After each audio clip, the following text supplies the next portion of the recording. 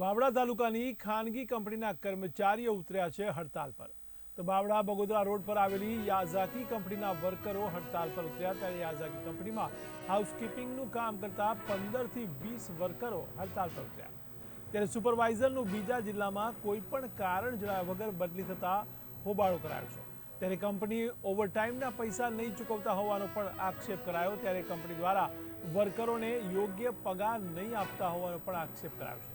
ત્યારે સુપરવાઇઝરના સપોર્ટમાં આવ્યા છે વર્કરો। ત્યારે સુપરવાઇઝરને ખોટી રીતે હેરાન કરવામાં આવતા હોવાનો વર્કરોએ કર્યો છે આક્ષેપ। વતની છું, યાઝાકી કંપનીમાં નોકરી કરું છું। ડીવીજી નો કોન્ટ્રાક્ટ છે। અમારે પગારનો પ્રોબ્લેમ છે, વર્કરોની સમસ્યા છે, એના માટે અમે લોકો આજે હડતાલ કરી છે।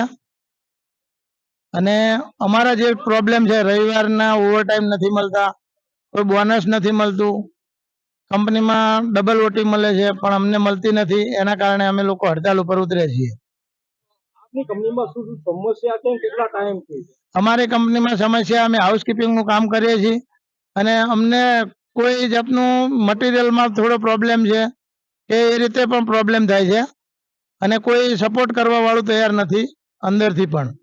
એટલે અમે આજે કંપની કોન્ટ્રાક્ટ પણ સપોર્ટ નથી કરતો કે કંપની પણ સપોર્ટ નથી કરતી, એના કારણે અમે હડતાલ ઉપર ઉતર્યા છીએ।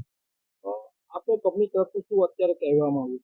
અમને કંપની તરફથી અત્યારે અમે રજૂઆત કરી એટલે અમને ટોર્ચરિંગ કરીને મને કાઢી મૂકવામાં આવે છે કે તમને ટ્રાન્સફર કરવામાં આવે છે, એના કારણે વર્કરોએ મને સપોર્ટ કર્યો છે।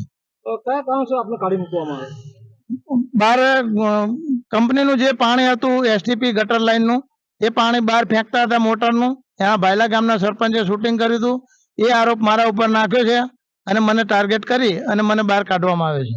શંકરભાઈ ને વાત કેવીને કાઢી નાખ્યા છે, અમે એમને સપોર્ટ આપ્યો, એમાં અમે નીકળી ગયા છીએ। એમનો કઈક વાત જણાવવો પડે ને, પછી અથવા અમે બધું કામ કરવી છીએ એચકેમાં, તોય છતાં અમને કઈ સંભાળ લેતા નથી, અથવા અમારો પગાર બહુ ઓછો છે, 26 દિવસ ભરવી તોય અમારો 11,000 પૂરો નથી આવતો।